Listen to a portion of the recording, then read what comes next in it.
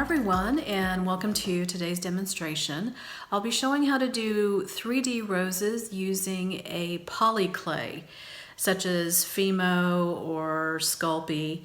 It's a bakeable poly clay. They have plasticizers in them, kind of similar to the 3D gel. The only difference is that you harden them in an oven rather than a UV lamp. So this is the sample that I posted recently using the Fimo clay, and you can see that it makes really beautiful full roses with the thin realistic petals. You can do medium roses, the buds. Very, very versatile product for this purpose.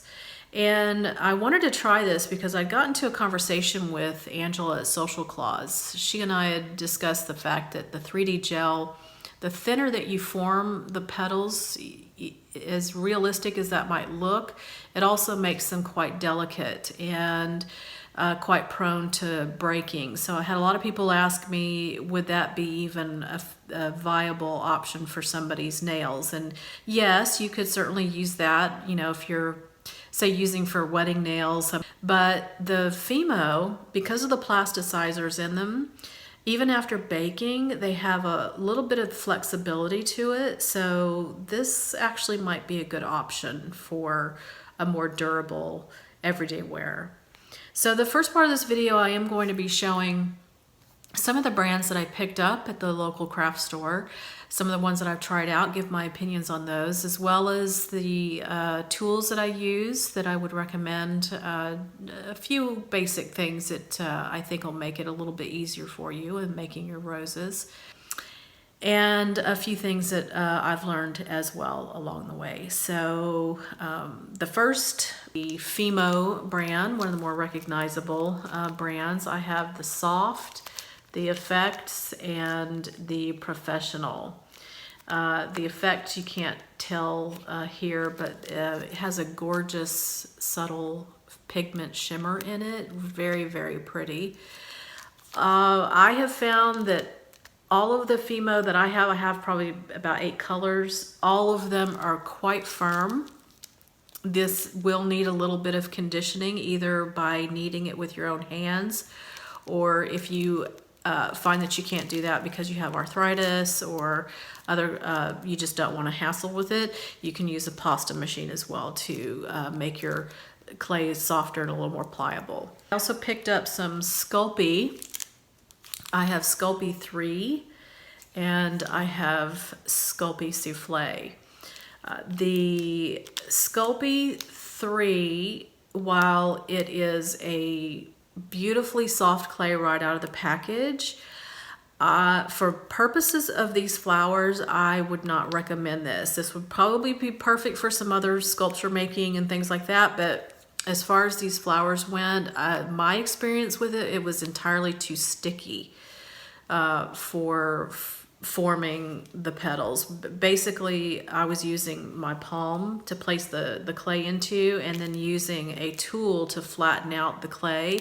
This clay was sticking to my skin. It would stick to the tool. It would misshape the petal when I would try to pick it up. It just wasn't good for the petal making. The Souffle, while it's equally soft, I did find that it wasn't as sticky. I was able to make this rose, and I think this is the turnip color, and it actually was quite nice. So while it's as soft as the Sculpey 3, and at least the ones that I have, it wasn't quite as sticky. Now there's a technique, just briefly, there's a technique called leaching. If you find that your clay is too sticky, you can roll out a little bit of your clay, place it between 2 sheets of paper, place something heavy on top of it, and the paper will soak up the plasticizers that are in the clay. And this is what it looks like when it does that. It looks like a oil stain. So I did this actually with this piece of clay here. because it was sticking to my skin too much. And while it still has a little bit of stick to it, it was able, I mean, I could hold on to it, turn it upside down, and it wouldn't come off my skin. That's how sticky it was. So that's called leaching, so that might be an option for you. And the next brand I picked up was Kato Polyclay, and I did try this flesh color. The Kato first of all, it has a weird kind of silicone rubber smell. Not a fan of that. And it was, after baking, this almost the exact same hardness of the 3D gel. And so I'm thinking that when you form these into thinner, realistic petals, that it might not be durable enough. The plasticizers and all the other clays will allow for a little more flexibility, so I think that those might be a better option for your flowers. The next brand is Primo. I have the gold and the translucent. Now, Primo is another one that I found that is quite sticky out of the package. Beautiful colors, but when I tried to make a rose out of this, it just kind of turned out kind of floppy looking. It didn't really hold the details very well, but it's very pretty. The translucent would be perfect for adding to your other colors. This will help give a more realistic look to your petals, as a lot of flowers have translucence to them, so this would be a good option for that. Keep in mind that all of these clays have different baking times and different temperatures. So if you want to custom blend colors, or say you want to add a translucent to your color, I would recommend staying, and I think most of these brands have a translucent within their line. I would recommend staying within the brand if you're going to combine colors, just so you're not under baking or over baking the clay. You don't want a charm that's going to burn or fall apart, or just, you know, not be a durable product afterwards. For instance, I think this is $2.75 for 30 minutes, and then the Kato is sorry, I don't have my glasses on here, so I'm having to squint. $300 for 10 to 30. So that's a big time difference for this. So I don't know how you would judge where to stop baking with this clay, to be honest. And finally, I have the Michaels brand of clay. This is their Craft Smart clay, their regular clay, and their premium clay. On their clay, they have a very clear manufacture date on you know, as far as freshness goes. On all of these others, there are these numbers right here which would indicate, and I'm not quite sure how to read them, but this number right here would indicate when they're made. So that's maybe another thing to look for when you're choosing your clay. Michaels brand is about $1 cheaper than all of the rest of these. These all averaged about $2.70 a package. These ran about $1.69 a package, or $1.89, I think. And now you don't have to get all kinds of different colors.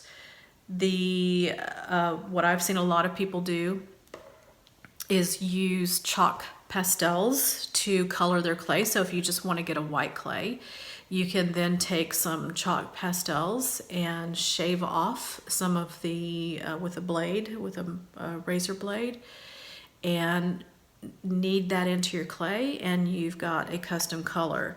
So I picked up some of these chalk pastels, these two right here, $5.99 each, I believe, at Hobby Lobby. I also picked up these eye pins. These are what I've used here. I've also on a styrofoam block that I found in the floral section. And I've just used to put because it's kind of difficult to take this little tiny flower and hold on to it while you're trying to apply the petals around. So having it on the eye pins is a handy little thing to have. Now, if you find that your clay is a little too firm, because the Fimo, even the Fimo Soft, is quite firm out of the package, you might find that adding some clay conditioner might help. This is quite an oily substance and you don't need a lot of it. I found that half a drop to a drop, depending on the size piece of clay that you're working with, is all that you really need. Too much of this and you're going to get a sticky clay, so just be aware of that. And if your clay isn't sticking to itself, as far as like you're placing petals around and it's not really sticking very well, you might find that having a Bacon Bond medium might work. This is from Sculpey and this ran about $7 at the craft store. Another kind of invaluable thing that you might want to pick up, this actually came in a kit. This is a Sculpey kit and it came with these 3 shaping tools. You have the rounded ends here and they have other sculpting ends on the other end of them. Another thing is the tissue blade, and that kit came with 2. The first one is this kind of ruffled blade. I haven't found a use for that yet. But the other one, and you can see why they call it a tissue blade, it's very, very thin. It's flexible as well. And this edge here is as sharp as a razor. So if you're working with clay with kids, do not let them use this unsupervised. It's quite dangerous. But it's invaluable really because you can slip that blade right under your clay and it lifts the clay right off the surface without deforming whatever project you're working on. And the clays are pigmented, so you want to be careful with transferring any color. You want to work on a surface that you're not either going to be worried about transferring color or a non-stick surface. I recently got this craft sheet. It's from Ranger, and I believe it's some sort of Teflon non-stick surface. And it's great for rolling out your clay, not having to worry about any staining and things like that. Another thing that I picked up at, I believe it was Burlington recently, was this, it was $4.99. It's a trivet, basically, that you would put hot plates and things on, but it's marble. And I've been rolling out my clay on this and it's been great. I get some of the stickier clays will stick to this, but if you use your blade, it should be fine for that. So that's an option as well. So there are just a few of the things that I've picked up and have been working with the clay. I'll go ahead and get set up here so we can start our 3D roses, and we'll be right back. All right, we're going to go ahead and get started with our demonstration. Here is the sample nail that I did recently, and the color is Fimo Soft in Peppermint, and that's what I'll be showing in this video for you. You'll need some shaping tools. I have the ball styluses that came in the Sculpey kit, but if you don't have these, the larger ball styluses, you can use a silicone tool. If you've worked with pigments on your nails before, you probably have one of these. The eye pins, as I stated earlier, will come in handy. You just attach the rose with a piece of scrap clay and you can easily handle your rose from there as far as placing the petals. And I'm sticking that into a styrofoam block for easy handling. Now, if your clay is not tacky enough to stick on itself as it should, you'll need an adhesive medium.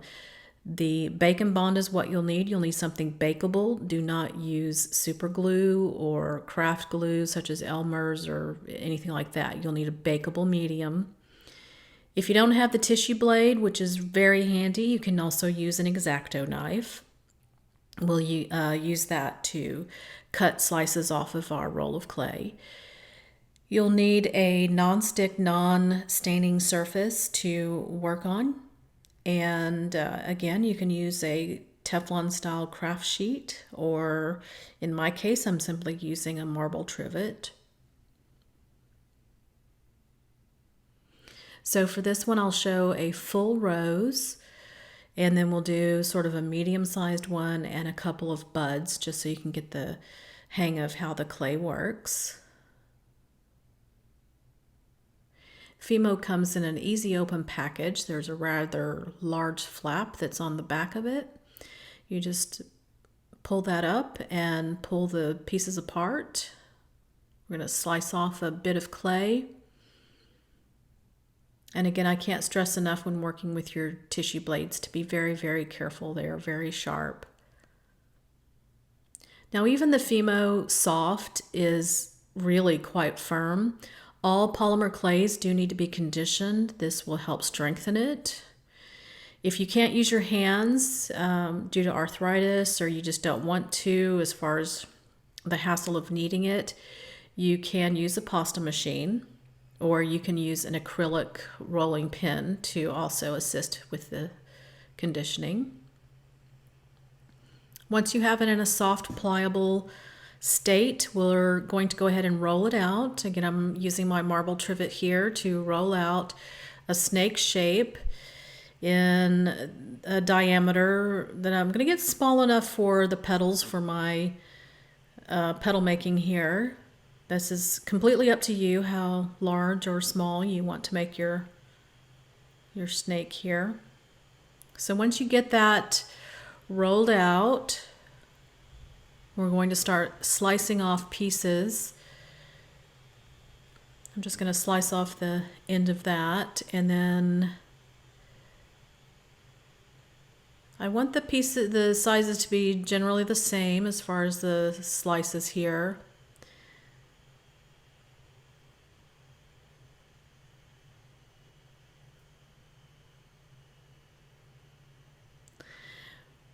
Now we're going to use the ball stylus. It is perfectly okay to use this clay on your hands. There's no reactions that you really need to worry about.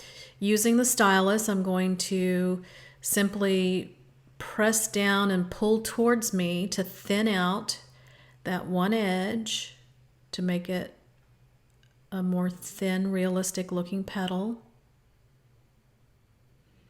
Using the larger ball stylus makes this a very quick process.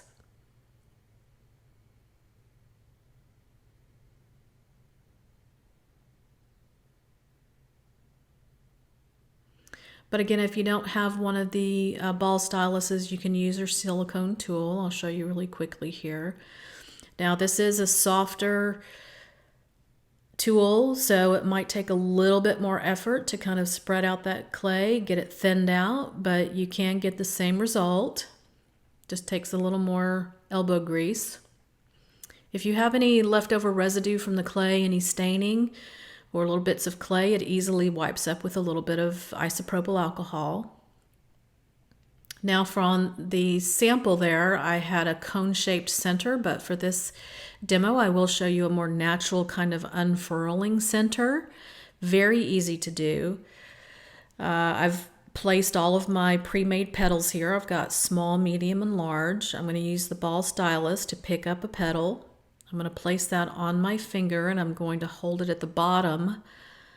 And I'll place each petal after that about halfway into the previous petal, and I'm only going to hold it at the bottom. I don't want the tops to adhere to each other.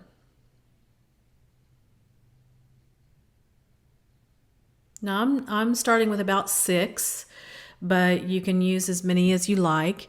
You can even make a full rose with this process without having to add petals separately if you want to.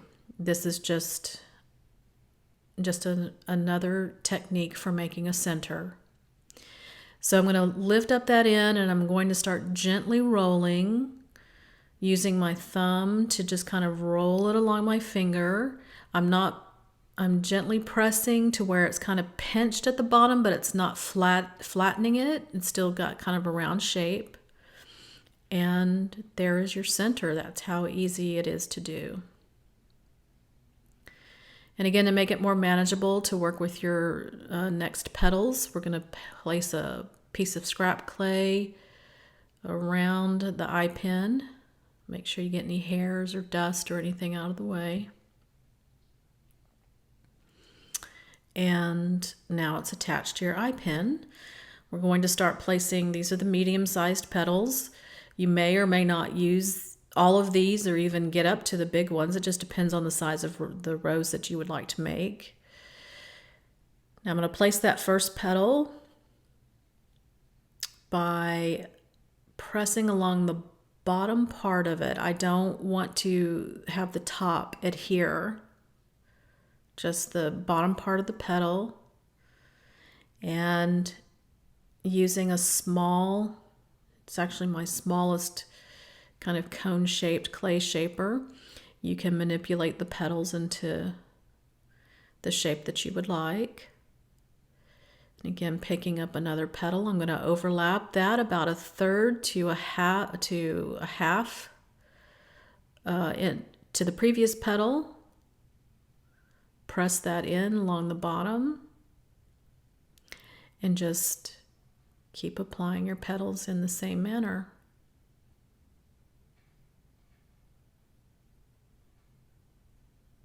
It's so fun making these roses. It's kind of hard to know when to stop adding petals. But so for this one, the 6 petals for the center, and then another, I think it's 4 or 5 petals around here is the perfect size really for a nail charm, in my opinion. Unless you want something flashier and you want to do something larger. And again, carefully manipulate your petals, and there you have your rose. You can easily slip that off of the eye pin, and now we're going to slice it about right here to make a flat bottom on it so it sits on our nail nicely. And now that's ready to go ahead and set aside.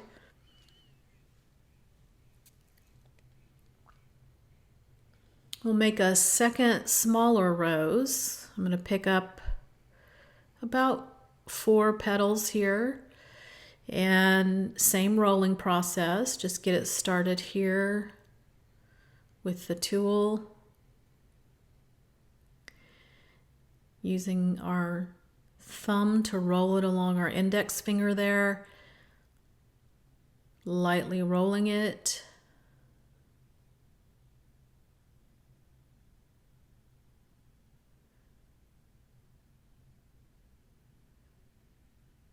And there you have a smaller rose.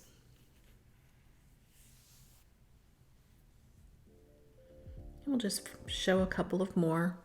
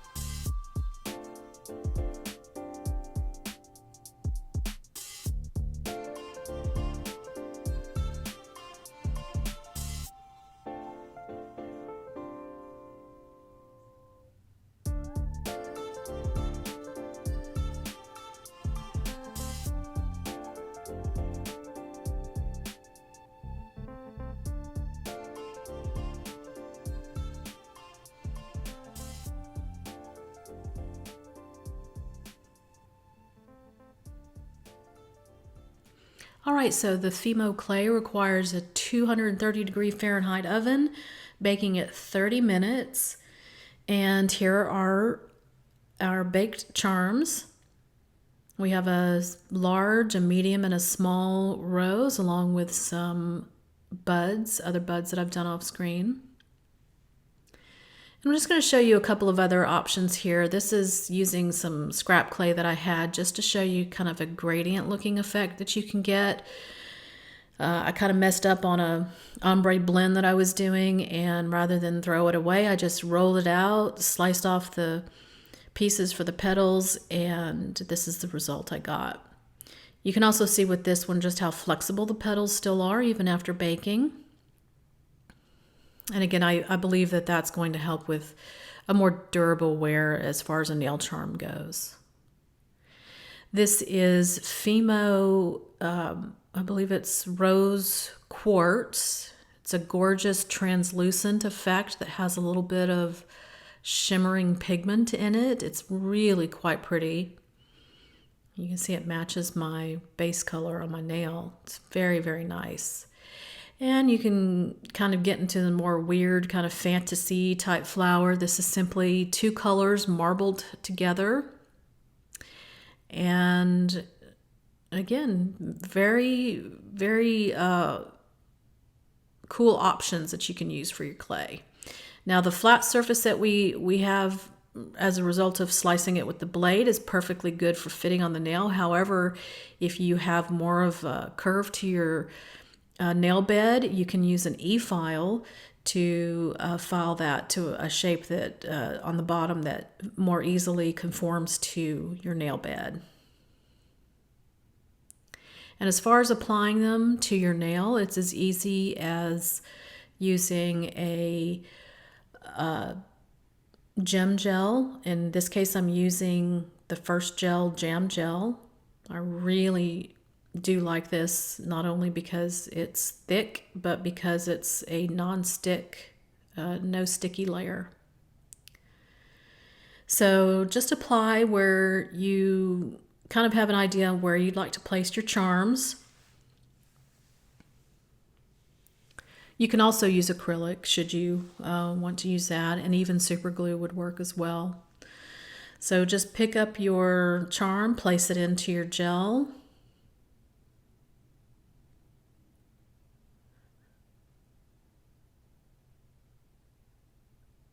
Manipulate your charms the way that you would like them. You can place any gems at this point too that you would like. I would suggest kind of, for gem placement, I would suggest kind of like I've done here, kind of piling up the gems along the undersides of those petals. That will kind of help reinforce those as well. And doing that all around, just to kind of give it a little more strength.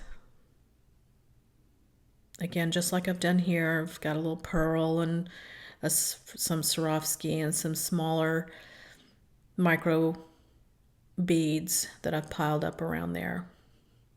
So as you can see, that's how easy it is to use the Fimo clay to make nail charms with. I hope you guys have enjoyed the video.